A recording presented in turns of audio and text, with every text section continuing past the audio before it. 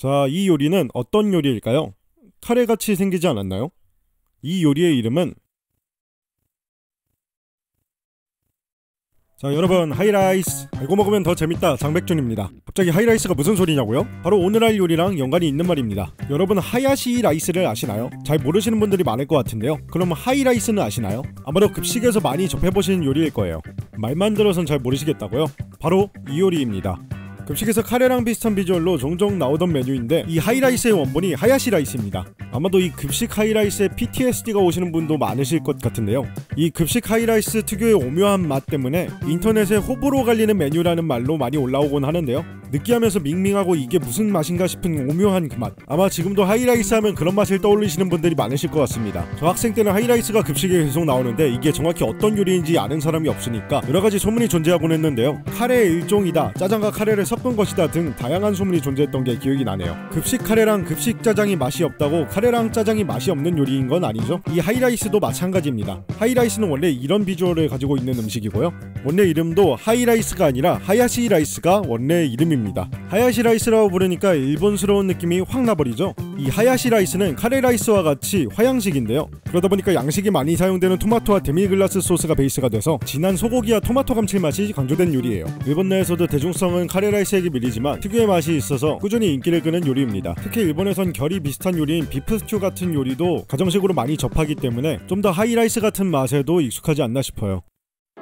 자, 이렇게 양식의 특징을 가득 가지고 있는 하야시 라이스, 어쩌다가 이렇게 일본스러운 이름을 갖게 됐을까요? 여러가지 설이 있지만 두 가지의 설이 가장 유력하다고 합니다. 먼저 양식에서 영향을 많이 받은 만큼 해시 요리에서 나온 이름이라는 말이 있습니다. Hashed beef with rice. 라는 이름이 해시 라이스가 되고 일본인들에게 좀 더 친숙하게 하야시 라이스가 되었다는 설인데요. 현재 하야시 라이스의 영어 번역명도 해시드 비프 라이스라고 부르기도 하죠. 지금 하야시 라이스가 해시와의 조리법이 다르다는 점이 지적받기도 하지만 개인적인 생각으론 외국에서 들어온 요리가 원본의 형태와 달라지는 경우도 많기 때문에 조리 방식이 좀 다르더라도 설득력이 있는 설이라는 생각이 드네요. 또 다른 설은 일본의 대형 서점으로 유명한 마루젠의 창업자 하야시 유데키가 만들어서 하야시 라이스라는 이름이 붙었다는 설이 존재하는데요. 하야시 유데키는 의사였는데 의사 일을 하면서 환자들에게 고기와 채소를 볶아 만든 요리를 영양식으로 제공했다고 합니다. 그리고 이 요리가 하야시 라이스가 되었다고 하는데요. 도쿄역 근처 니온바시역 주변에 위치한 마루젠에서 운영하는 마루젠 카페라는 데가 있는데요. 이 카페에 가면 원조 하야시 라이스라며 하야시 라이스를 직접 판매하면서 하야시 라이스의 유래가 마루젠의 창업자인 하야시 유데키임을 적극적으로 홍보하고 있습니다. 하지만 언급된 부분도 하야시 유데키전과 마루젠 100년사라는 책, 그러니까 하야시 유데키와 직접적인 연관이 있는 서적들, 그리고 자손들과 마루젠사의 주장이라 진위 여부는 확실하지 않다고 하네요. 이건 정말 완전히 개인적인 생각인데요. 하야시 유데키가 만들었던 요리가 하야시 라이스와 유사한 면이 있었긴 했지만 실제로 하야시 라이스의 기원이 됐을 것 같진 않고 마루젠사의 마케팅적인 요소가 좀 가미되지 않았을까 생각이 듭니다.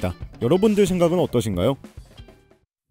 하야시 라이스가 왜 하야시 라이스라고 불리게 됐는지 알아봤으니까 하야시 라이스가 왜 하이라이스가 됐는지도 알아보고는 싶은데 정말 어디에도 하야시 라이스가 왜 하이라이스가 됐는지는 적혀있지 않았습니다. 다만 옛 뉴스 기사들을 뒤져보면 하야시 라이스를 언급한 기사 중 가장 오래된 기사를 보면은 1936년도에 상한 소고기로 하야시 라이스를 만들어 먹었다가 몰사한 가족들의 기사가 있고요. 1937년도 기사 중에선 하야시 라이스의 레시피를 소개하는 기사가 있었던 걸로 미루어 보아 가정에서 먹을 수 있을 정도로 친숙했던 요리로 추측됩니다. 그리고 일제강점기 기준 마지막으로 언급된 기사가 1940년도인데요. 그 이후 18년 뒤에서나 하야시 라이스가 언급이 되더라고요. 그 이후 1966년도에 처음으로 하이라이스라는 이름이 언급이 되는데요. 그 뒤 1970년도부터는 하이라이스라는 이름이 꾸준히 등장하게 됩니다. 이로 봤을 때 1960년도에 하야시 라이스가 하이라이스라는 이름으로 정착되었다고 볼 수 있을 것 같네요. 이를 통해서 우리가 추측해볼 수 있는 건 아마 해방 이후 우리나라에서 언어 순화 운동이 많이 진행이 되면서 많이 일본어스러웠던 하야시 라이스라는 이름 대신에 양식스러운 이름의 하이라이스라는 이름으로 변화해갔다고 추측해볼 뿐입니다. 과거 뉴스 기사에서 하이라이스가 언급될 때는 경양식당과의 연관이 있었던 걸로 보아서 양식당에서도 흔히 접할 수 있는 요리였던 것으로 보이는데요. 그럼에도 불구하고 기사 검색 결과 건수를 보면 대중성에서는 옛날부터 카레라이스에게 밀렸던 것으로 보이네요.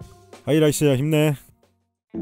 자, 이것은 데미글라스 소스입니다. 하야시 라이스, 그러니까 하이라이스에는 데미글라스 소스가 사용된다고 했죠. 물론 데미글라스 소스를 무조건 사용하는 건 아니고요. 어떤 레시피에선 케찹이나 우스터 소스 그리고 비프 스톡을 같이 사용하거나 어떤 경우에선 토마토와 토마토 소스 그리고 간장을 이용해서 만드는 경우도 있고요. 굉장히 다양한 레시피가 존재하는데요. 그 중에서 토마토랑 레드와인은 거의 빠지지 않는 재료였습니다. 제가 준비한 이 데미글라스 소스는 기본적으로 토마토 페이스트랑 레드와인이 이미 포함되어 있는 제품이고요. 추가적인 조미나 조리 과정 없이도 사용할 수 있게 나오는 제품이라서 편하게 사용할 수 있을 것 같아 준비했습니다. 데미글라스 소스를 집에서 만드는 건 정말 미친 짓이니까 제발 사서 쓰시길 바랍니다. 자, 양파를 하나 준비해서요. 캐러멜라이징을 해야 되니까 가능한 한 얇게 슬라이스를 해줍니다. 얇게 썰수록 캐러멜라이징 시간이 짧아지니까 손 안 다치는 한에서 최대한 얇게 썰어주시면 되고요. 양송이를 준비해야 되는데 저는 냉동 양송이로 준비했습니다. 보관하기도 편하고 저렴한 편이라서 준비했는데 좀 더 퀄리티를 높이고 싶으시다면 생양송이를 준비해서 슬라이스해서 준비해주시면 됩니다. 기름을 달궈서 양파를 캐러멜라이징하는 과정을 거칠 건데요. 소금을 한 티스푼 뿌려주면서 수분 배출을 빠르게 해서 캐러멜라이징 시간을 좀 단축시킬 수 있거든요. 양파를 캐러멜라이징하는 게 수분을 날리는 과정이다 보니까 양파를 전자레인지에 한번 돌려서 볶아주시는 것도 유의미한 효과를 볼 수 있습니다. 그리고 소고기, 불고기용 소고기를 준비했는데요. 얇게 썰린 소고기면 어떤 부위든 상관없습니다. 저는 목살로 준비했습니다. 제가 지금 만들고 있는 게 3에서 4인분 정도의 양을 만들고 있으니까 250g 정도 준비했습니다.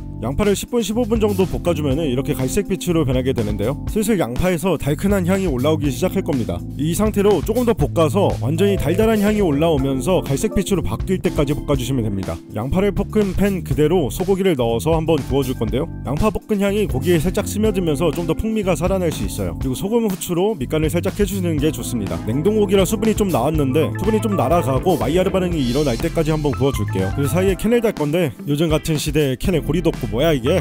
라는 생각이 굴뚝 같지만 업소용 제품이나 대용량 제품들은 다 이런 식으로 나오더라고요. 캔 따기에 다이소에서 1,000원이면 사니까 하나쯤 사주는 것도 나쁘진 않습니다. 돌리느라 손가락이 좀 아프긴 했는데 이렇게 깔끔하게 잘 따졌고요. 내용물을 보면 생각보다 꾸덕한 소스가 있는데요. 돈가스 소스처럼 생겼지만 맛은 토마토의 산미가 좀 있는데 굉장히 진한 소고기의 감칠맛을 가지고 있는 소스예요. 자, 고기가 잘 구워졌으니까 양파를 다시 넣어주시고요. 양송이도 해동해서 넣어주시면 됩니다. 양송이가 익을 때까지만 잘 볶아주시고 데미글라스 소스를 250g 넣겠습니다. 일본에선 토마토 맛을 더 강조하는 것 같더라고요. 그래서 토마토 소스를 50g 추가해줬고요. 토마토 소스가 없으시다면 케찹을 좀 넣어주시면 좋은데요. 하지만 그 케찹 특유의 강렬한 맛이 소스의 지배적이 될 수도 있기 때문에 소량만 넣는 걸 추천드릴게요. 그리고 추가로 버터를 넣어야 되는데요. 소스를 총 300g 넣었으니까 그거의 10분의 1인 30g 준비해서 넣었고요. 이제 버터가 잘 녹을 때까지만 끓여주시면 완성입니다. 넓은 그릇에 밥을 올려주시고요. 소스를 잘 뿌려서 드시기만 하면 됩니다.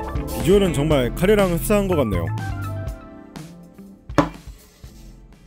자, 이제 시식을 한번 해보도록 하겠습니다. 아마 하이라이스 성인되고 건드려본 적도 없는 분들이 많으실 것 같은데요. 맛을 한마디로 일축하면 정말 감칠맛의 폭탄 같은 맛입니다. 토마토나 소고기나 원래 감칠맛으로 유명한 재료잖아요. 그 토마토와 소고기 특유의 감칠맛이 입안에 정말 오래 남아있을 정도로 깊은 맛을 내주는데요. 그런 강렬한 감칠맛을 지니고 있음에도 생각보다 담백하고 자극적이지 않은 맛을 가지고 있어요. 그렇다고 급식에 나오는 하이라이스처럼 밍밍한 맛은 아니고요. 토마토의 산미와 소고기의 육향, 버터의 풍미 등 적절하게 재료들이 다 조화롭게 느껴지는 맛입니다. 다만 비슷한 결의 요리인 카레라이스 같은 자극적인 요리에 비해서는 담백하다는 의미이고요. 엄청난 감칠맛으로 혀가 심심할 일이 없는 그런 요리입니다. 비슷한 맛의 요리를 하나 찾아보자면은 라구랑 굉장히 유사한 맛이 나고요. 라구도 양파를 캐러멜레이징한 다음에 소고기와 토마토를 레드와인과 함께 푹 고아서 먹는 요리다 보니까 재료와 조리법의 결이 비슷한 게 좀 있어요. 그러다 보니까 이 소스의 맛이 라구와 굉장히 유사하게 느껴지는 부분이 있었습니다. 개인적으로 너무 맛있어가지고요. 한 3-4인분 정도 만들어가지고 보관하다가 밥하기 귀찮을 때마다 꺼내 먹으려고 그랬었거든요. 근데 너무 맛있어서 연속으로 끼니를 이걸로 때웠는데 보관은커녕 거의 3끼만에 다 먹어버렸습니다.